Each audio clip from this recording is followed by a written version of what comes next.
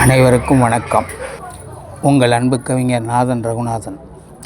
இன்றைய சித்திரை சோலையிலே கவிதை வாசிப்பவர் கவி நா. மாரிமுத்து, திருமுருகன் பூண்டி. அலைபேசி கவியரங்கத்தில் கவி நா. மாரிமுத்து. சித்திரை சோலைகளே செந்தமிழை தாருங்களே என்று கூறி சித்திரை வாழ்த்துக்கள்.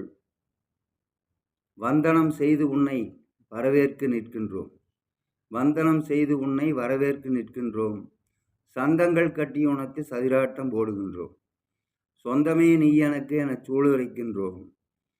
மந்தமாயிருக்கும் தொழில்கள் மாற்றம் தர வேண்டுமென்றும், சாதி மத வேதமற்ற சமுதாயம் வளர்கவென்றும், சாதி மத வேதமற்ற சமுதாயம் வளர்கவென்றும், சாக்கடையாய் வீசுகின்ற ஊழலே ஒழிகவென்றும், சர்க்காரும் நிரந்தரமாய் ஆட்சியே புரிகவென்றும், சரிநிகராய் யாவருக்கும் சமதர்மம் வேண்டுமென்றும், சன்னதிகள் யாவையுமே தளராமல் வளர்கவென்றும், சரித்திரமாய் பேசவல்ல சந்ததிகள் பெருகவென்றும், சுதந்திரம் அடைந்து நாமும் சோர்வில்லாமல் உழைத்த பின்னே கணக்குகளை பிரித்தெடுக்கும் கணிப்பொறிகள் வளர்கவென்றும், கடுகளவு அணு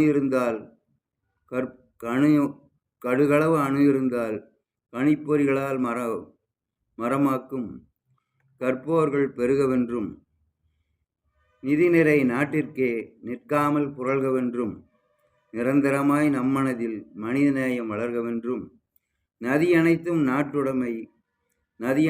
நாட்டுடைமை செய்திடவே வேண்டுமென்றும், நஞ்சைகளால் நாடெங்கும் பசுமை புரட்சிகளை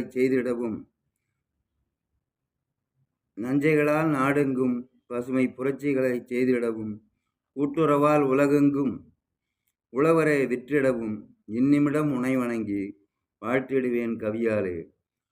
அலைபேசி கவியரங்கம் அஷ்டதாவணி நாதன் ரகுநாதன் அவர்கள் சார்பில் வருகின்ற கவிதையை வெளியிடுமாறு கேட்டுக்கொள்கிறேன். கவி நா. மாரிமுத்து, திருமுருகன்.